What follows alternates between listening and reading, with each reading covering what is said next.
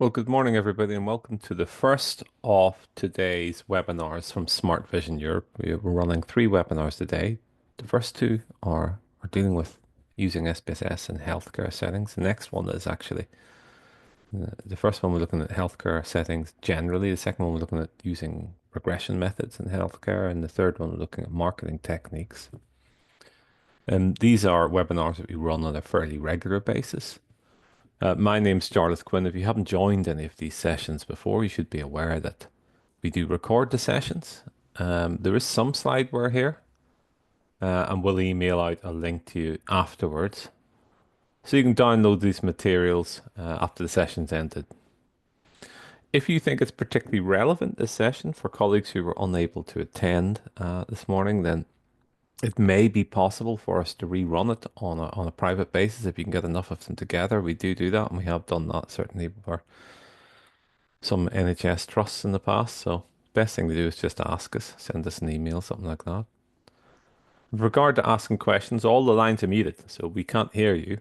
But if you use the chat panel, we'll try and keep an eye on that.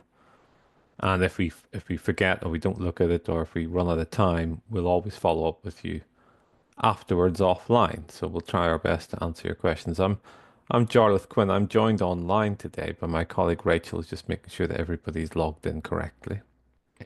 If you don't know who Smart Vision are, we are a partner at IBM. We're a gold accredited partner at IBM, as well as a company called Predictive Solutions and also Data Robot. And we specialize in advanced analytics and big data technologies and statistics and data science and all that kind of stuff. And as well as working with these off-the-shelf software vendors, we actually work with open source technologies as well, like R and Python. We're a relatively small organization, but we're made up of people who have about up to 30 years of experience working in the advanced and predictive analytics industry. One area that we have a lot of expertise in is SPSS and the SPSS family of products, because we've all at some point in the past worked for SPSS Incorporated. I've spent about 30 years working for SPSS and SAS and IBM and Smart Vision, all within a technical uh, a consulting kind of capacity. And it means that as a result of that, we've just got a lot of experience of applying statistical and data science, machine learning techniques, and that type of stuff to many, many different sectors down the decades and many, many different applications. And healthcare would certainly be one of them. So our agenda today is to kind of start off fairly gently and say, okay, well, let's try and think about all of the different applications that people use statistical products like SPSS and other tools for when they're working within a healthcare setting. And actually, it's very varied, of course. You have some quite sort of, I guess, business related applications, things like monitoring satisfaction, it would be staff satisfaction, patient satisfaction. How do what's a good way to approach that? Are there any tips and tricks you can pick up? We hope to give some of that. Interpreting correlations, we actually just think that correlations are often overlooked and or incorrectly interpreted, and there might be better ways to get the best out of them. So we want to introduce you to how you can use correlation analysis to help establish whether or not relationships exist between measures, between fields, between factors. And we're going to look at working with decision trees. Decision trees is again overlooked, really, really powerful. A lot of people don't know about them. Very useful way of modeling data and very visual. That's one of the things. Then we're going to look at working with odds ratios and relative risk scores because we know that that's used heavily within healthcare. And we also know that it's kind of fiddly if you don't know how to set it up correctly. Especially in SPSS, there's a kind of a trick to interpreting it and making sense of it. And I think a lot of people are put off or confused by it. It's a very, very important form of measure, which is called an effect size. You see it in papers related to healthcare related applications all of the time. So we're going to just walk you through how to make sense of that and how to do your analysis properly. And lastly, we're going to look at survival analysis, which is a family of techniques which is used not exclusively within healthcare, but very much pioneered within the healthcare setting, which looks at usually patient survival, but not always, as we shall see, and how to measure whether or not different treatment regimes or different groups have different survival curves or different survival chances over time. So that's our agenda. The first thing we're going to look at is we're going to look at patient satisfaction. So let's look at that. I've got a little data set here which I got off the internet, simply called patient satisfaction. And if we look at the fields in here, we can see that the sorts of fields we have are very typical satisfaction data. Is that you have a number of what we call ordinal variables. Ordinal means that they're rating scales effectively. And this was a data set that was used, I think, from Eastern Europe, where patients attending a clinic were asked about their overall satisfaction and asked about things like, how satisfied they were with their checkup appointment, the waiting time, admin procedures, hygiene and cleaning, things like quality of experience with doctor, exact diagnosis, availability of drugs, waiting rooms, hospital facilities. We've got one demographic in here, which is the patient age group. And this is very typical of what we would get when we're looking at any form of staff satisfaction or patient satisfaction. How do we start to delve into that and start to look at the relationships between one field and another to try and understand what drives satisfaction within this data set? Well, again, as is typical, we usually have a variable like overall satisfaction, some sort of overall measure. It says, overall, how satisfied are you? If you just right click on these types of fields within SPSS and hit descriptive statistics, it'll just give you a little table. And you can see that actually there is some dissatisfaction here because 25% of people fall into very dissatisfied and 21.9% fall into dissatisfied. 15% neutral, 20.6% satisfied, and only 16% very satisfied. So more people are dissatisfied than very dissatisfied than very satisfied. People often ask about the difference between percent and valid percent here. They're identical here because we don't have any missing data.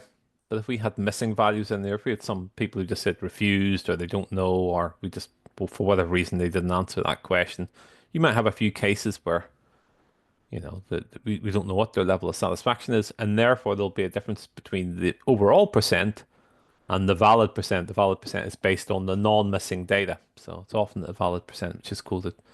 And the cumulative percent here is really only makes sense when you have these types of variables, because they're saying that by the time you get to dissatisfied, we're saying 47% of the data are dissatisfied, 62% are neutral or worse.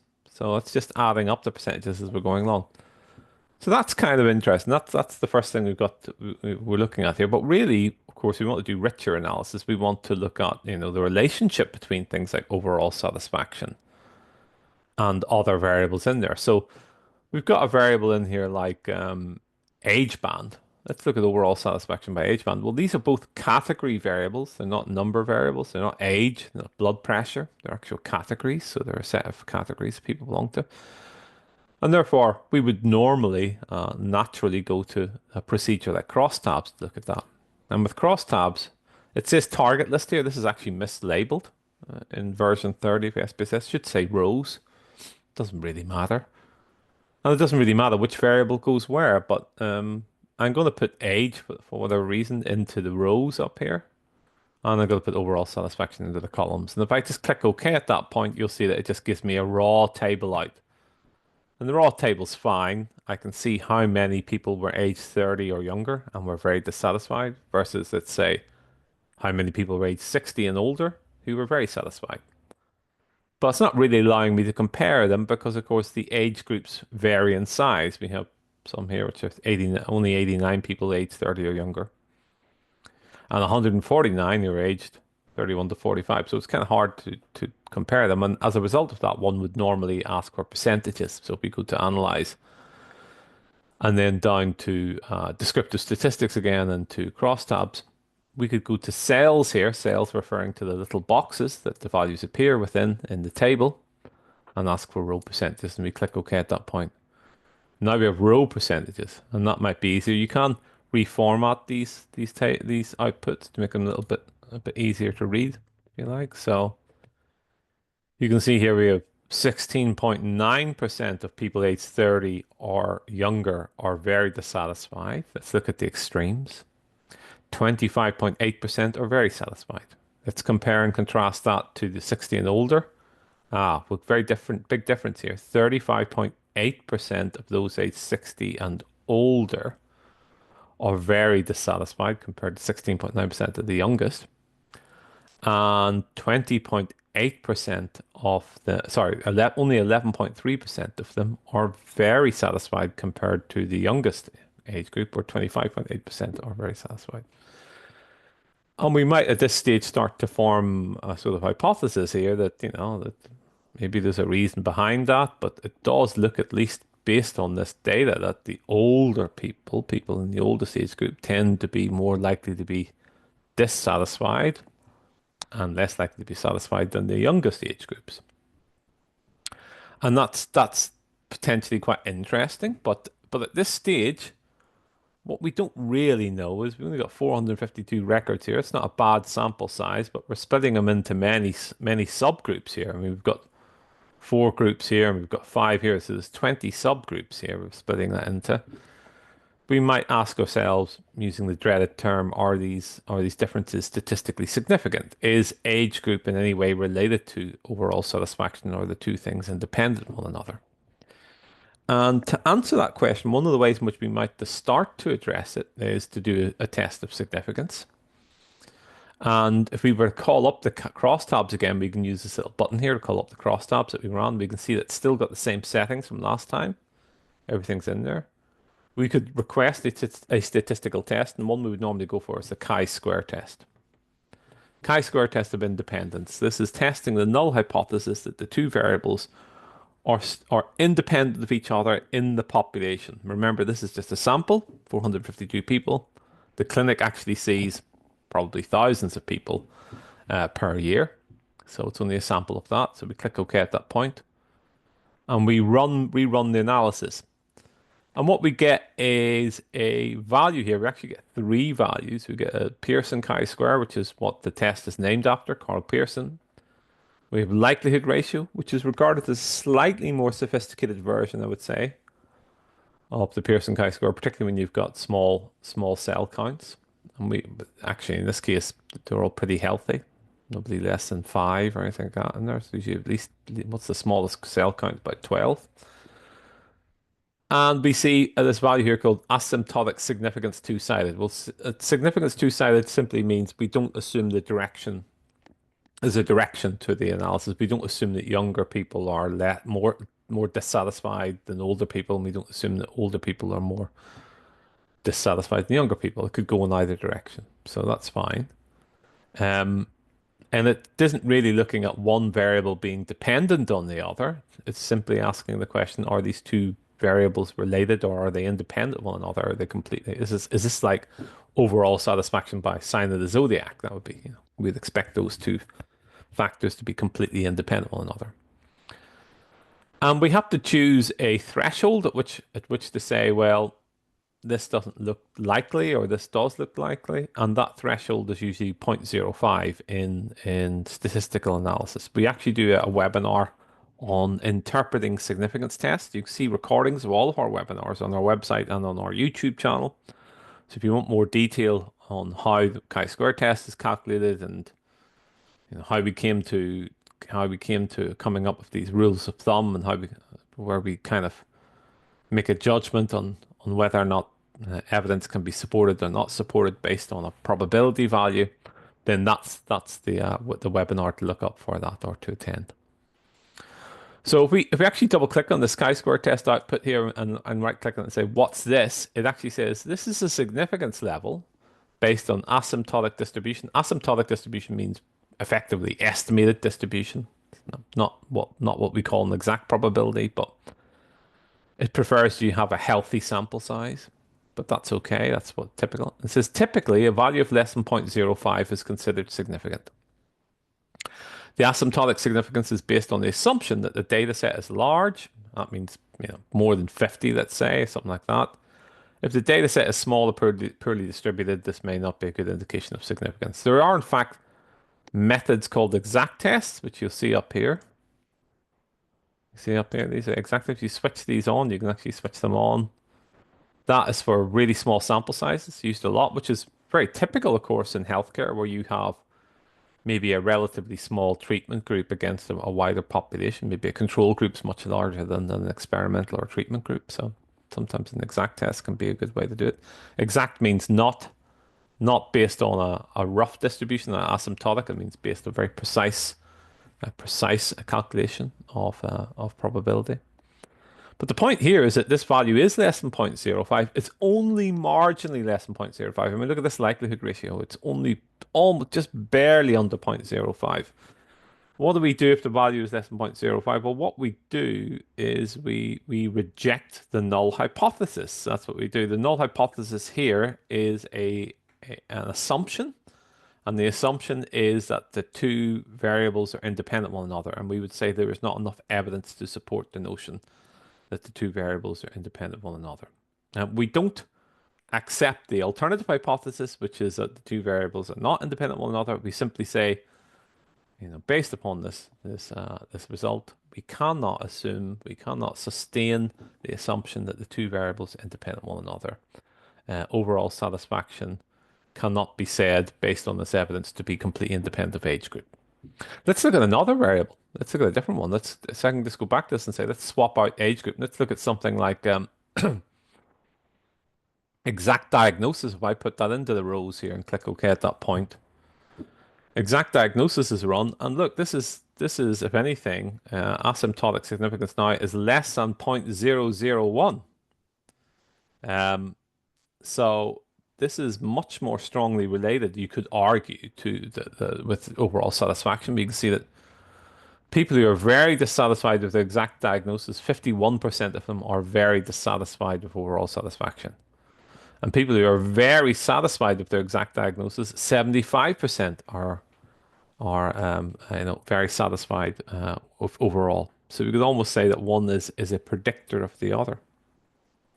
So we can do these other tests. So we would reject the null hypothesis that the two variables are independent of one another. Let's see if I can find one where there's no difference. Let's say we look at waiting rooms or something like that. Something fairly innocuous. No, waiting rooms is also important. It's showing that we reject the null hypothesis here that there seems to be a relationship between waiting rooms and overall satisfaction. Okay, what about charting this data? What about actually showing relationships? Let's go back to the age group one earlier on. You'll notice that here you can actually click on display clustered bar charts. It's a good way to illustrate a crosstab is to use maybe not. I wouldn't necessarily use a clustered bar chart. I might use a stack bar chart if I've got a healthy sample size to deal with here. How could I turn this into a stack bar chart? Well, one way I could do it is just double click on it and I could change these values here and edit this so that it becomes a stacked bar chart. So I could play around with these. You can right click on this and go to properties here.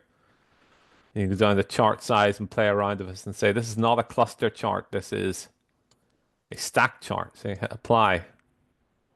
And then you can change that to clicking this little button that stacks it. Or alternatively, that's one route. The alternative route is just to go to the chart builder itself and to build up the chart by manually. In that case, I'd go down here to bar and I'd say, look, I want a stack bar chart. I'd drag that across. I'd put overall satisfaction, I think, into the legend, into the color group. I'd pick up age group. I'd put that into the x-axis. And you can see the colors here, the chart appearance. I could edit them. I don't necessarily like these colors, so I might say, okay, I'm going to change that one. I'm going to make that one yellow. I'm going to make that one like a pale green, and so forth and so forth. Alternatively, I have these other colors that I can use, which are little templates I can use. Look, see the template here, legacy. I can play around these. Or if I've got my own templates, which we actually allow people to download their own templates from our website. And I've actually got some templates specifically for when you're looking at relationships between uh, ordinal or rating scale variables. So I go to browse here. I'm going to go to SB chart templates. This is called Lollipop. I call Lollipop 5 for a 5 group rating scale. Click OK at that point and then click OK. You can see I get this chart. I just need to remember to stack it to 100%. There you go. So here, Very dissatisfied is colored deep red, and very satisfied is colored a green. So you can see that indeed that the level of very satisfied decreases with age group, and the level of very dissatisfied increases with age group. And just so we bear in mind here, if you don't like the way in which it creates these, you can actually copy these. You can copy and paste them out as Microsoft graphics objects. If I take this out to my webs out to a Microsoft application like PowerPoint here, I can right click and paste that. You can see it pastes it as a Microsoft object. It isn't just changing the color, it's actually pasting the data in the background, which is very useful to know about because then you go to chart design here and say, actually, I want that chart. I want to change it to, stack bar chart. I want to change the coloring here, play around with that a bit. And I want to change the layout here. So you can actually play around with these, and really change the layout, what do you want to do, etc. So very useful to know about that you can actually just copy and paste your charts if you're into Word or Excel, something like that, and it will render them as Microsoft Office charts if it's got an equivalent of that. Okay, so that's us looking. That's a couple of tricks are looking at rating scales and working with satisfaction data. What about correlations? Well, this is another way we can look at the relationships between variables, interpreting correlations. If you're not familiar with correlations, you should be aware that these are numbers or single values which operate on a specific scale. Somebody asked it says zero cell has a count of less than five, but quite a few cells less than five. There are rules of thumb around interpreting in crosstabs. There are rules of thumb around how small the sample size should be before you start to get worried about it. Okay. And I think it's something like you don't want more than 20% of your cells to have expected counts less than five. These are not, it doesn't say count less than five, it says expected count less than five. So expected count is part of the calculation in a chi-square crosstab. And if you want more information on that, you should look up our significance our interpreting significance tests webinar, which will be on YouTube. But yes, there are rules of thumb around that, and they are just rules of thumb. Obviously, if you have groups in your crosstab where you really got really, very small numbers of groups, it's going to become less reliable. And one of the things people can do at that point is, particularly with rating scales and stuff like that, so you can start to collapse groups together. So you could use something like a recode command and group together, the slightly dissatisfied with the very dissatisfied, let's say, and end up with a 3-point scale rather than a 5-point scale. That's a typical approach. Now, linear regression with correlations, we're doing a very different thing. We're not producing tables of percentages. What we're doing is producing a single number. And the single number tells us what the strength of a relationship is between two fields. This is actually a linear strength. So it's if we would have a perfect relationship between two variables and we did a scatter plot, it might look like that. In which case you'd get a correlation of +1. If you had a perfect negative relationship, it would look like that. It would mean as one value increased, the other one decreased in exactly the same step, if you like, step change, they'd be exactly correlated with each other. And if it was random, there'd be no relationship. So to give you an example of that, I usually a set of charts here. Each of these little points here is a car, an automobile, and we can measure things like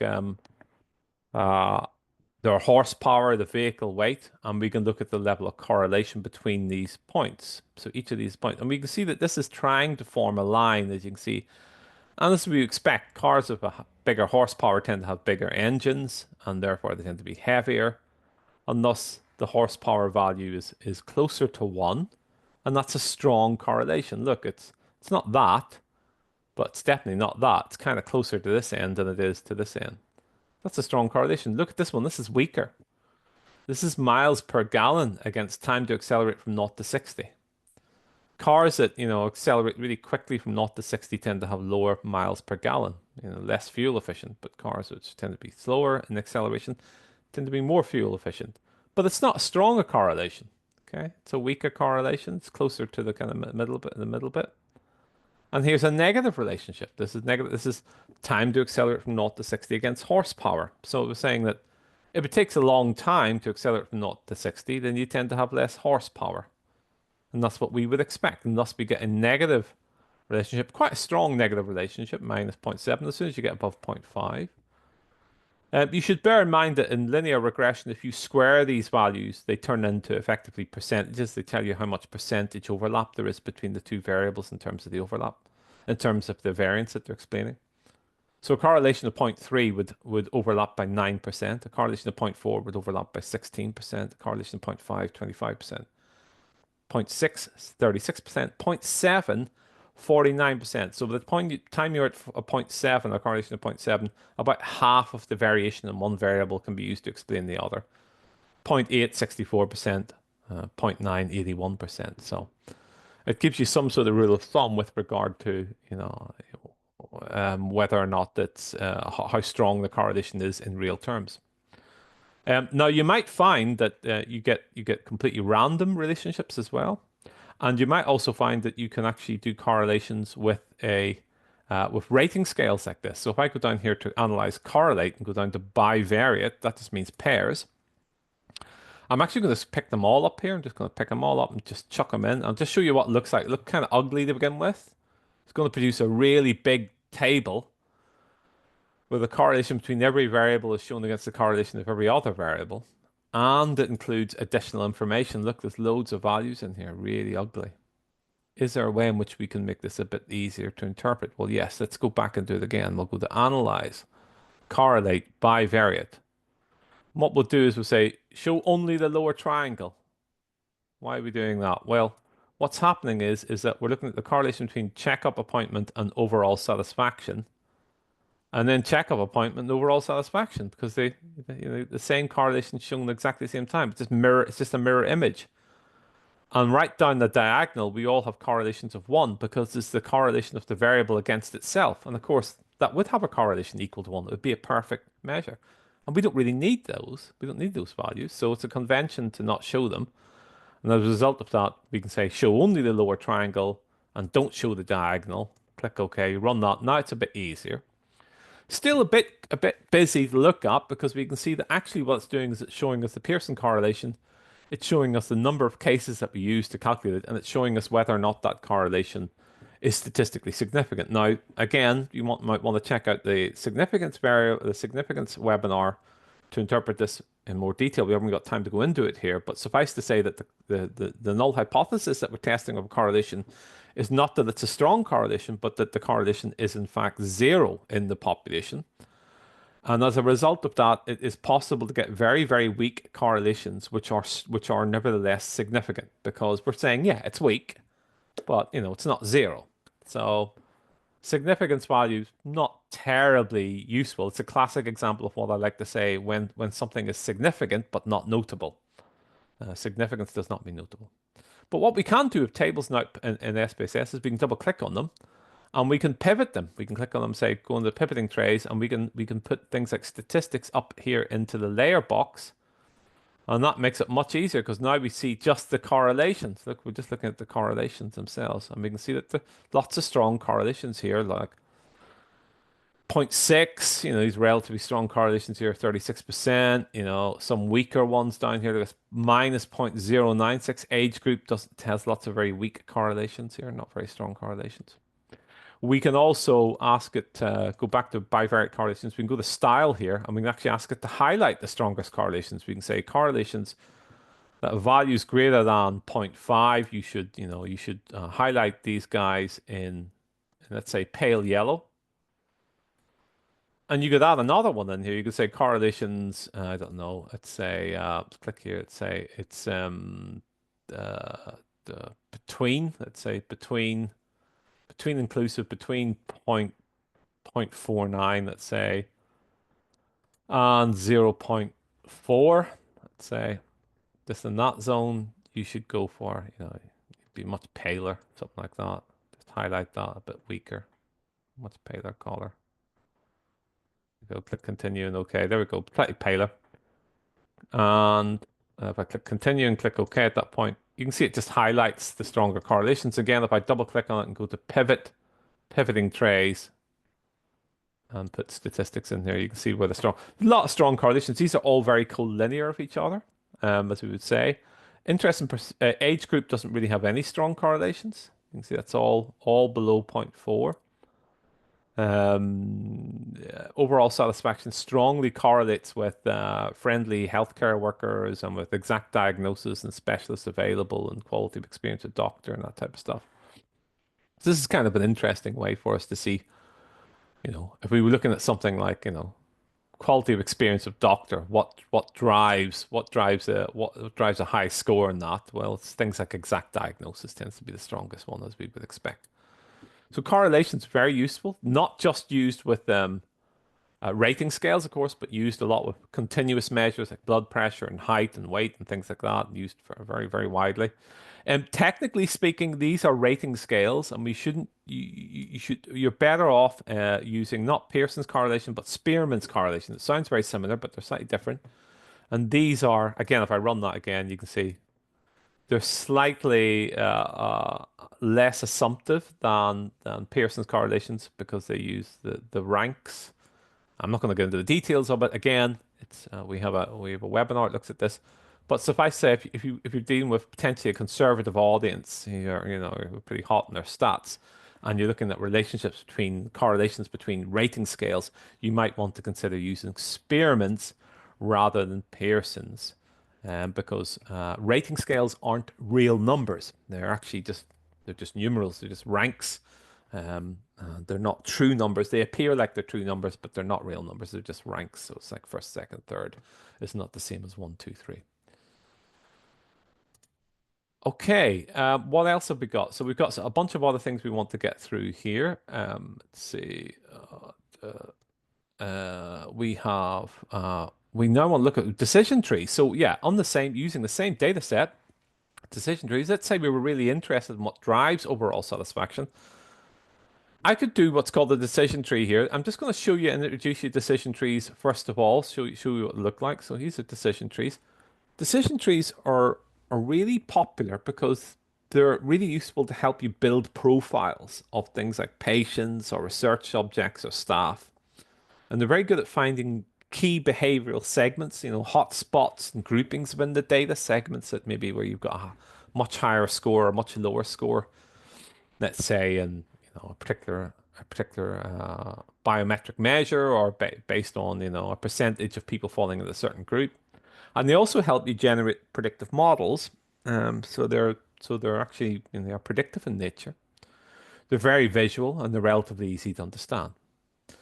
Decision trees, again, we have a webinar specifically on decision trees. We look at this in detail. We're just taking a sort of route through different techniques here today.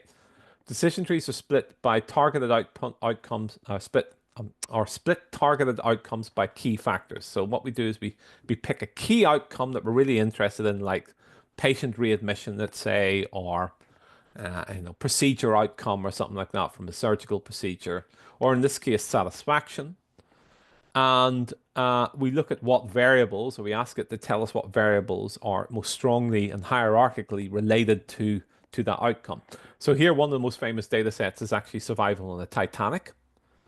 We see 32% of people survived, 67% did not survive. And the single biggest factor among the variables that we had in the data set associated with that is whether or not they were male or female, where 78.8% of the men did not survive and 73.2% of the females survived. So big difference here. Note that in this particular decision tree, what is driving the difference here is the chi-square test. So it's actually running a little chi-square test in the background, and it picks the variable that has the smallest probability value associated with that as its key or its most important discriminator, if you like, between the levels of the dependent or the target variable. And that creates a number of groups for us. These groups are called nodes. And that shows us the predicted survival outcome just based on the percentages. So if we're looking at, for example, survival on the Titanic here, we can see that it splits further into male, female, then into age for males, adult and child, and then into class that they were traveling in. And for females, it doesn't use the variable age. Why? Because the variable age is not statistically significant for females. It didn't make a difference whether or not you're an adult or a child. It doesn't make a difference to your female survival. And you'll also notice it very interesting here that it's grouped together for the class of travel for the females, second class and crew. It's actually grouped them together and put them into the same box. It's done that automatically because their survival rate was not sufficiently different from one another to affect the overall significance of the tree. And what's really good at is it's finding exceptions to a rule. So, we've all been taught that adult males in third class had the worst sort of survival rate, 16%. But in fact, we can see that the worst survival rate was adult males in second class, where 8.3% of them survived. So it's really good at that, at tunneling through the data. This is called CHAID, this particular algorithm in the decision tree, and it stands for chi-square automatic interaction detector because it's using a chi-square technique. You can also use it to model satisfaction and things like that. So again, I could go back here and I could go down to this data set. I'm actually going to just change the overall satisfaction to 3 groups rather than 2 groups. That creates a 3 group overall satisfaction. And then if I run a decision tree, I can go to analyze, classify, decision tree. Let's say down here to, where are we? Tree. I'll put overall satisfaction 3 group in there. Check up an appointment. I'm going to put all of these in there. I'm going to go to criteria. Criteria is just, sorry, I'm going to go to, yeah, I think it's, is it criteria, Jade? Yeah. Audition. Options.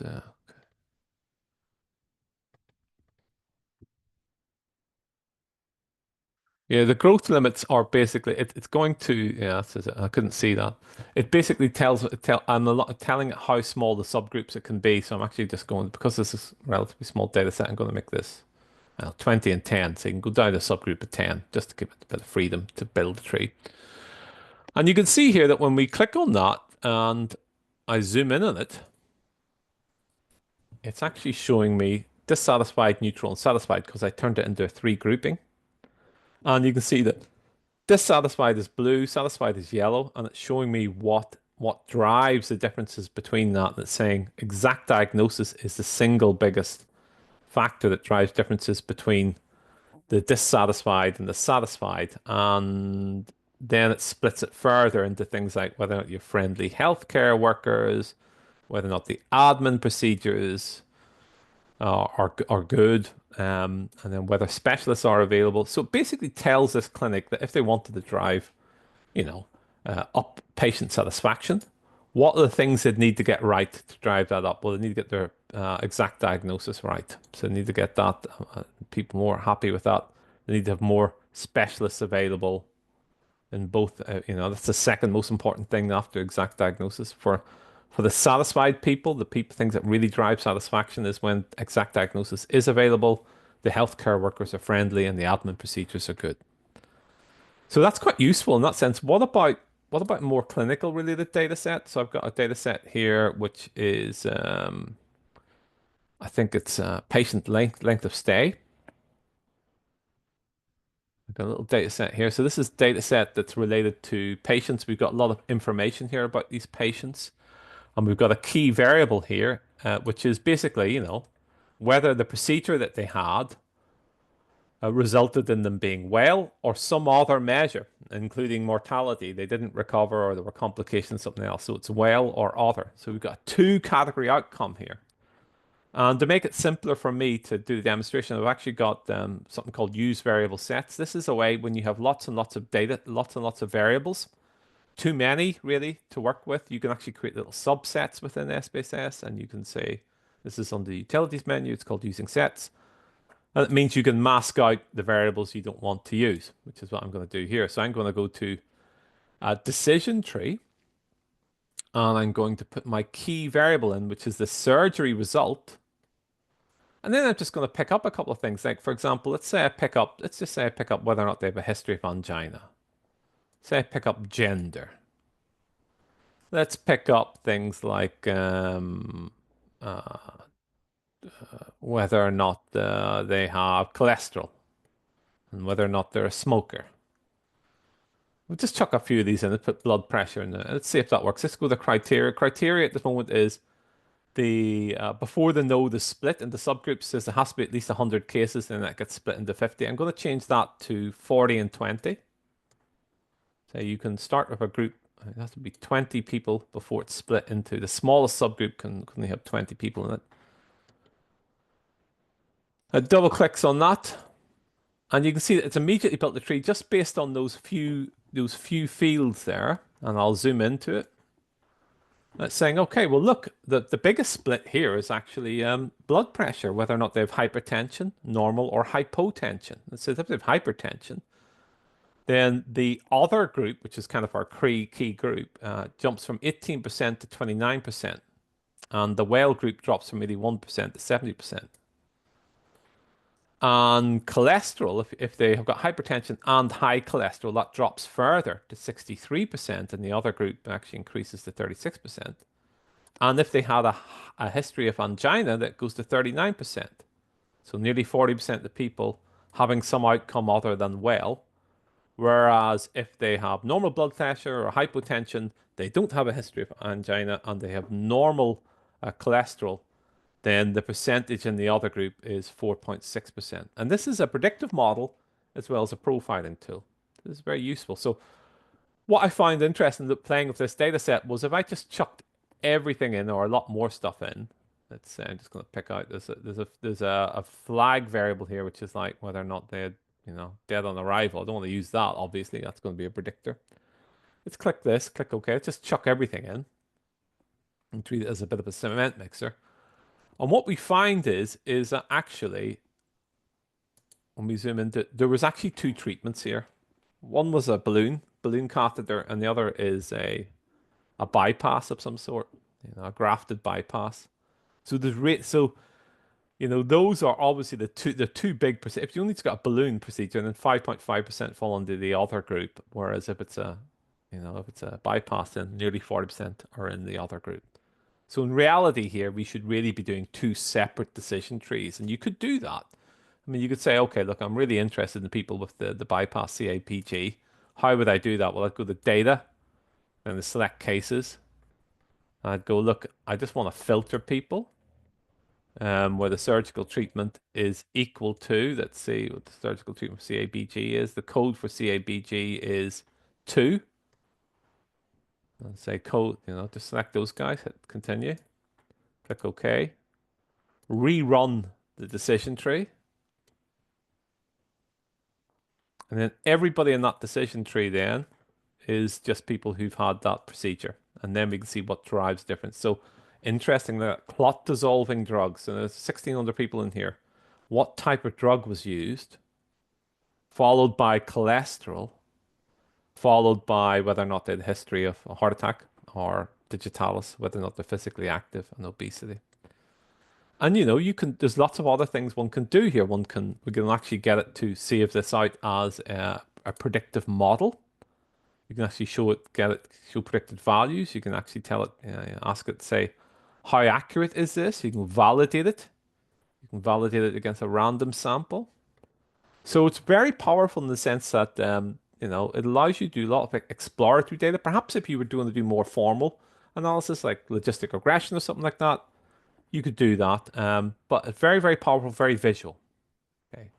Okay, we've only got 15 minutes left. Let's just skip on in this time here. We're going to look at very, very quickly now, estimating risk with odds ratio and relative risk score. So look, this is used a lot. Measures of risk play a crucial role in healthcare for several reasons.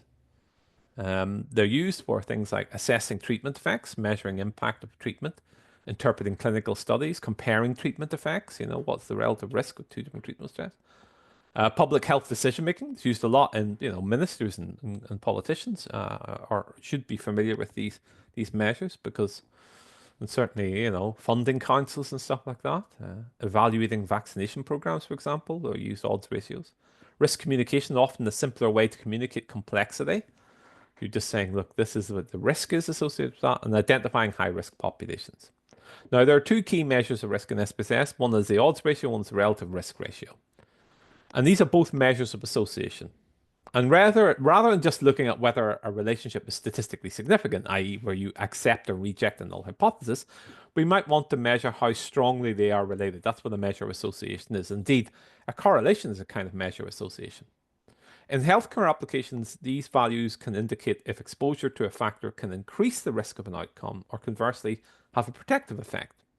And we could also use confidence intervals to show if the effect is statistically significant anyway. So we'll see how we do that. One method is based on calculating odds, and the other method is based on calculating probabilities, which necessitates us talking a little bit about the difference between odds and probability. Now, if you roll a die and you get a 6, the probability of that is 1 over 6 because there are 6 possible outcomes. And that means that in 16.7% of occasions, you will roll a 6. That's a probability. Most people understand that. That's shown as P equals 0.167. That's not the same as odds. Odds are slightly different calculation. The odds are 1 over 5. So it's like there's a 5 to 1 chance of you getting a 6. On average, for every 6 rolls, 5 of them will be a number other than 6. So odds are calculated differently from probability. And that's very important because we have to understand the difference between the odds ratio and the probability ratio. Now, odds ratio is the ratio of odds. Okay, the ratio of the odds of A in the presence of B and the ratio of A in the absence of B. And they are regarded as more difficult to interpret than relative risk. I guess one of the reasons for pointing this out is if you're talking about odds ratios, don't be using the term probability because statisticians don't like that. You're always talking about odds. And they're obviously related to probability, but they're just calculated slightly differently.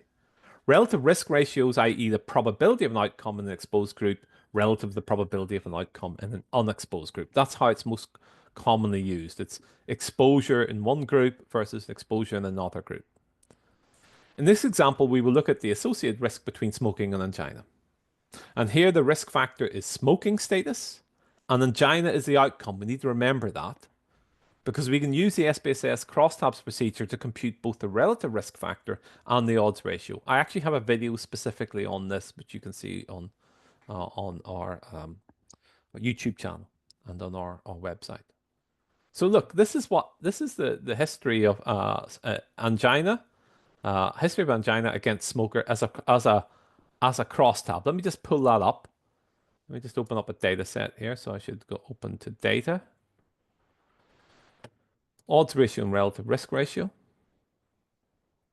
And here I've got two fields here. So let's just check this. Look, this is smokers in the rows, history of angina is in the columns. And I can see that this is a row percentage because it adds up to 100% in the rows. So therefore, if I want to reproduce that, I'm going to analyze descriptive statistics, then to crosstabs, put smoker in the rows, history of angina in the columns, and ask for in the cells, ask for row percentages, and hit continue, and click OK at that point.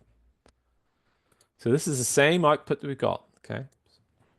So 68.2% of the smokers had a history of angina, okay? Whereas only 44.4% of the non-smokers had a history of angina. That's all we're saying at this point. We're not doing a statistical test. It happens to be that this is statistically significant, but at this stage, we're not that interested in that. This is the outcome, and this is the risk factor. Okay.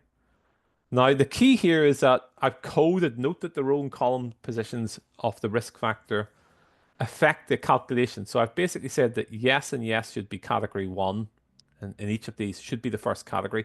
That affects the calculation. That's why people get confused by it. So you can use the recode procedure in SPSS to make sure that the first category, the category of outcome, yes, I have a history of angina, and yes, I am a smoker, is the first category. And it means that when you want to calculate with that, if you were to take like the number of cases in the yes group for the smokers versus the no group, and number of cases in the no group versus for the non-smokers who have angina and who don't have angina, you can actually just take a ratio of these, one to the other, and then take the ratio of that ratio. And that is the odds. That's basically the odds. So you're just saying this is how many yes I have, this is how many no I have, this many yes I have, this many no I have. And that gives you a value of 2.69. This is a measure of association. It is not a causal statement. The difference is with relative risk ratio is that you're just looking at the number against the total. So it's just yes versus no versus yes versus the total. That's the only difference. Very slightly different calculation, not massively different. That means that the probability of having angina is 1.54 times greater for smokers than for non-smokers, whatever that baseline probability is. And if I want to call this, I want to call these values up. It's very simple. I just go to crosstabs, I go to statistics, and I click on risk down here. That's it. Click continue, click OK. And that will give me this little risk estimate table here. And it gives me the odds ratio and the relative risk ratio values. It gives me both of them. So I've noted them down here. This is the odds ratio, 2.69, and the relative risk, 1.53. These are exactly the same numbers that we calculated earlier on, and this is how they were calculated. So although the odds ratio and risk ratios are quite different here, generally speaking, these two numbers start to become more similar to each other when the proportion of people with the condition occurs relatively rarely. Example below 10%. So you often find that when the outcome group is relatively rare, you find that these numbers tend to converge one another. There's not a big difference. Whereas here the sample is somewhat biased. What about these values? What about 95% confidence values? Well, the point is that they're both above zero. So they're both saying that smoking increases the risk of angina. If it was above, sorry, they're both above one. If one of these values here was 0.5, it would mean that smoking halved the risk of angina, halved the odds or halved the probability. But here, of course, they're all greater than one. If it was exactly equal to one, then it would mean it made no difference. Okay, obviously. But given that this is based on a sample, we know that the odds ratio could be as low as 2.4 or as high as 2.9, so close to 3. Three times the odds of having angina if you're a smoker than if you're. Whereas for a relative risk ratio, it could be as low as 1.48, 1.5, or as high as 1.59, say 1.6. The 95% confidence intervals provide an indication as to how much these values are likely to vary from one sample to the next. For both the odds ratio and the relative risk estimate, both of the intervals are positive, so it's likely that this increased effect exists in the population. Okay, as I say, we have another video on this. You'll see a video specifically on this. Probably goes through it a little bit slower than here, but I wanted to make sure I put it into the webinar because it's important for people to understand how to put the outcome and the risk variable in the rows and columns correctly, and to make sure that the key categories are coded properly so that they occur in the first values, so that you get the right numbers out the back. That leads us to our last example where we're performing survival analysis. So survival analysis here is a family of statistical procedures where the outcome of interest is time until an event occurs. And it's commonly employed where researchers are interested in modeling the effects of different treatments or conditions upon patient survival time. And for this reason, survival analysis is a key technique used to analyze the efficacy of pharmaceuticals and studies of disease prognosis. And this is the sort of output you're going to see.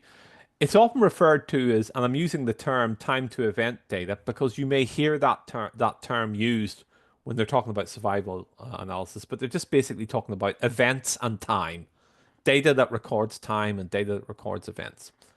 And these data are comprised of two key variables. One is some sort of outcome status saying whether or not the event has occurred. Now, remember, the event has traditionally been death, has been mortality, the person has not survived. But it could be other things. It could be, discharge from hospital. It could be a life event like a myocardial. It could be a stroke. It could be the point at which treatment kicks in. It could be remission. It could be, in our example, it's going to be the point at which painkillers have an effect. So there's always some sort of key outcome status variable that we're trying to measure the effect of, or an event as it has occurred. And then we have a variable showing how much elapsed time has occurred before the event. So a time variable. Now, a key aspect of this is something called censored data, and you'll hear this talked about a lot in survival analysis. This is not an abstract concept. This is actually a very practical concept. This refers to unknown circumstances where we simply don't know, for example, if the event occurred or not. We don't know how the event occurred, or we don't know how long the person has had the data. It basically refers that condition. It basically refers to missing data. So how long the patient survived or how much elapsed time before the event occurred. It's an added complication of the analysis, but it's one that's incorporated into the various calculations that estimate survival time. So let's just talk about censored data for a second here. This is an example of an event that's occurred and the data has not been censored. We know when the patient started the treatment and we know when the event occurred. We know how long they've had it, for example. It might be from we might have it might be a unique set of circumstances where we really know everything about them. But of course, in studies, what you'll find is that if you've got a cohort or a sample of people, some people just drop out. You simply don't hear from them again. So you don't know if the event occurred or not. That's called right censored because it happens on the right-hand side of the time dimension. Or the event did occur, but it happened outside of the study window. There comes a point at which you say, okay, we're going to study these people for 18 months. And we're not saying that the event never occurred, but we're saying it may have occurred outside of that 18-month window. So that's also right censored. That's also a type of censor. And then there are events, which are left centered, where you simply don't know how long they've had the condition for. You're simply guessing. So it's very difficult to say, how long did they have this condition before the event occurred, in order to calculate survival time, if you don't know how long they've had it. And then, of course, you don't know when the event actually happened itself, because maybe you're doing a test every 6 months or so, or maybe it's an annual checkup or something like that. When did they actually develop this condition? When did this event actually occur? So there are lots of ways in which data can be missing, and this is referred to as censored data. Now, there are three key outputs in survival analysis. One is cumulative survival tables. The second is group comparison tables or tests. And the third is survival plots. And the type of survival analysis I'm just going to show here very briefly is Kaplan-Meier. Okay, Kaplan-Meier. I've got a sample data set containing 200 rows of data, and each row represents a patient receiving anti-inflammatory medication for treating chronic arthritic pain. The time to event variable is the time it takes for the medication to have an effect, if at all, and the event variable denotes whether or not the effect occurred or the data were censored. What does that mean? Well, it might be that we just don't know when the event occurred or whether or not it took an effect. It might be that the patient complained and said, look, this isn't working for me, put me on a different treatment, and therefore, they're taken out of the study. It's censored. A key additional variable measures whether or not the treatment was administered of a new drug or a standard medication. And the sample file is called painmedication.sab. It's included in the samples folder where SPSS statistics is involved. If you want to call it up, this is what it looks like. I'm just going to quickly call up the data set. Let's see, pain medication. There we go. I'll show you how to set this up. You go down to Analyze. This requires the Advanced Statistics module. If you can't see it, then you haven't got the Advanced Statistics module. It's Kaplan-Meier. It's under Survival. You've obviously got a time variable here. You got an event, which is the effect status, whether or not the effect occurred, which is a value of 1. 1 is taken effect. And then you've got some sort of factor, which is, whether or not the treatment was the new drug or the existing drug. And that's what we're comparing.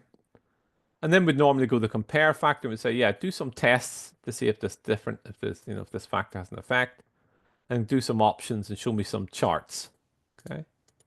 You click OK, and that goes off and does it. And then we just walk through the output here, which we've put into our slides. The first thing is you're going to get a survival table, and it's split into two groups. One is the first top part of the table looks at the new drug, and the second part of the table looks at the existing drug and a comparison.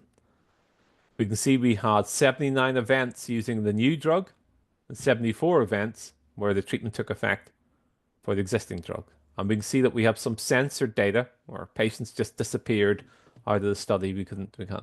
Don't know when the effect occurred. 25 and 22 respectively. So the first thing here is the treatment, the new drug, the existing drug. The second is the time to effect. I don't know. I don't know how the time is measured. I'm going to guess it's hours. So zero point 0.6 is zero point 0.6 hours. And the status note is that censored cases are not included, but we're saying that, for two cases at zero point 0.6 hours, it took effect. So there were two events that occurred. Now, the cumulative survival is a proportion of non-censored cases where the effect has not yet occurred. So at zero point 0.6 hours, 98% of the remaining patients in the study, the event did not occur for this group, for the new group. And then we have a standard error. That's kind of a measure of variation. That gets larger as you get a smaller sample size, because you're ticking out, you've got fewer and fewer cases as you go down through it, so it gets larger. Cumulative count is the count of events thus far and the number of cases remaining, non-censored cases remaining where the effect has not occurred. And then what you're going to do is you're going to get some descriptive statistics. You're just going to get like means. And it says, for the new drug, the mean time to occurrence is 4.8, and for the existing drug, 5.1. Okay. For the median, it's 3.7 and 4.1. And then we get some percentiles just showing us the top 25% and the bottom 25%. And we have some tests here. All of these tests are showing a non-significant result, so indicating that neither drug is better than the other. And the case here, I've just got a little description that explains it. The log rank is all time points are weighted equally in this test. Breslow, time points are weighted by the number of cases at risk at each time, so a little bit more sophisticated.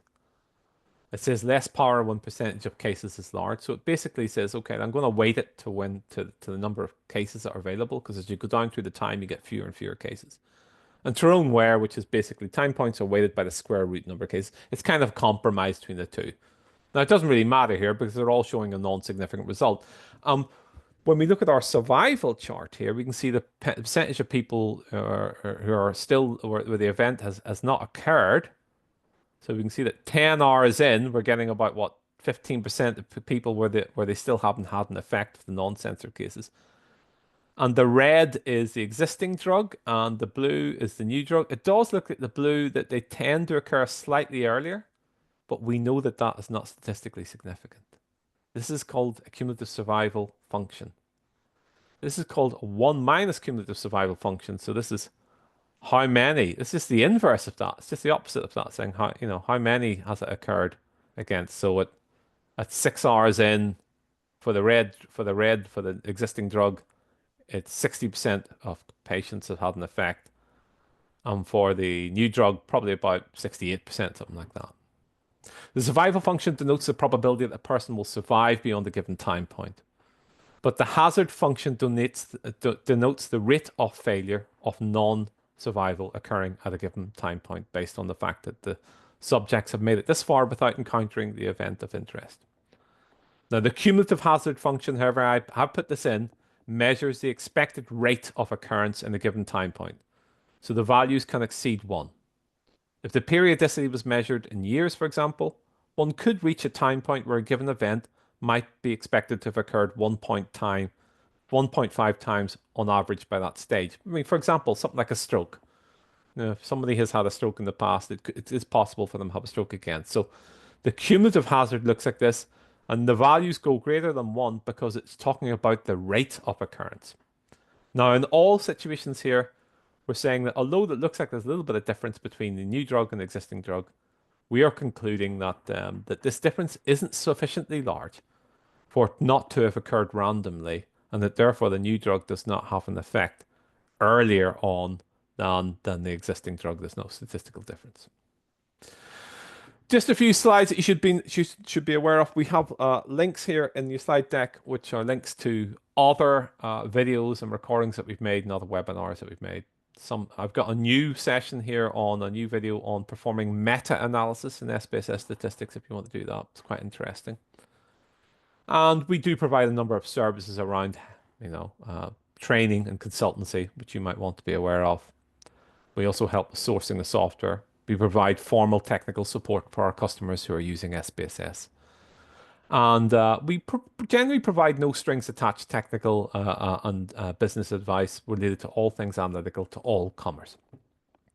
I do hope you found that useful. We look forward to the next session where we're going to be looking at healthcare and regression. In the meantime, take care and we look forward to logging in again in the future.